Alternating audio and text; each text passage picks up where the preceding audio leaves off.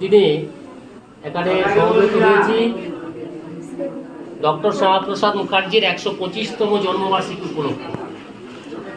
ভারতবর্ষের ক্ষেত্রে তার অবদান সর্বজন স্বীকৃত। তিনি ১৯০১ সালে এই দিনে অর্থাৎ ৬ জুলাই কলকাতায় জন্মগ্রহণ করেছিলেন। তিনি ছিলেন বিশিষ্ট শিক্ষাবিদ, রাজনীতিবিদ এবং ব্যারিস্টার। মাত্র ৩৩ বছর বয়সে কলকাতা ইউনিভার্সিটির অর্থাৎ ইউনিভার্সিটি অফ ক্যালকাটা সর্বকনিষ্ঠ উপাচার্য হিসাবে তিনি সেখানে দায়িত্বভার গ্রহণ করেছিলেন। তাছাড়া স্বাধীন ভারতের প্রথম মন্ত্রিসভা, জওহরলাল নেহরু মন্ত্রিসভায়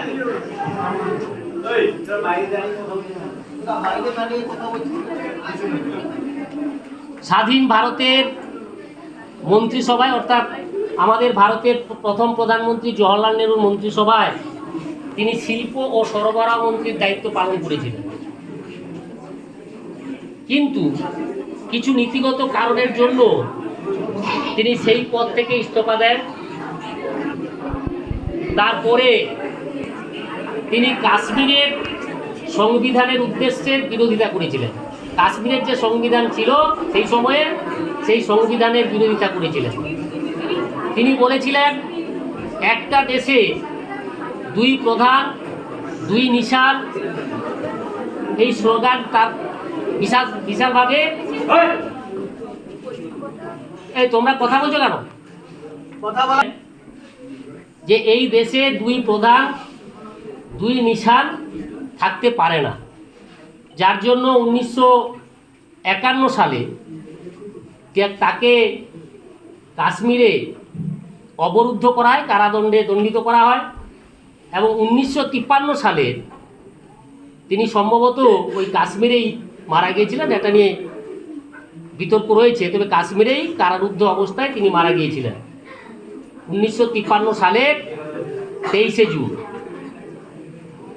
এইরকম একটি মহান ব্যক্তিত্ব, যিনি ১৯৫১ সালে ভারতীয় জনসংঘ নামে একটি রাজনৈতিক দল প্রতিষ্ঠা করেছিলেন।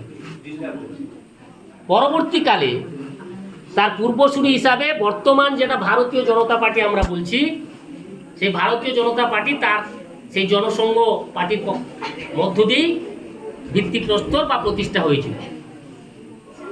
যাই হোক, এই মানুষটি ভারতবর্ষের বিভিন্ন ক্ষেত্রে তার অবদান, তিনি যেহেতু একজন ব্যারিস্টার ছিলেন, তার সংবিধানের প্রতিও অনেক ভাবনা চিন্তা ছিল। এই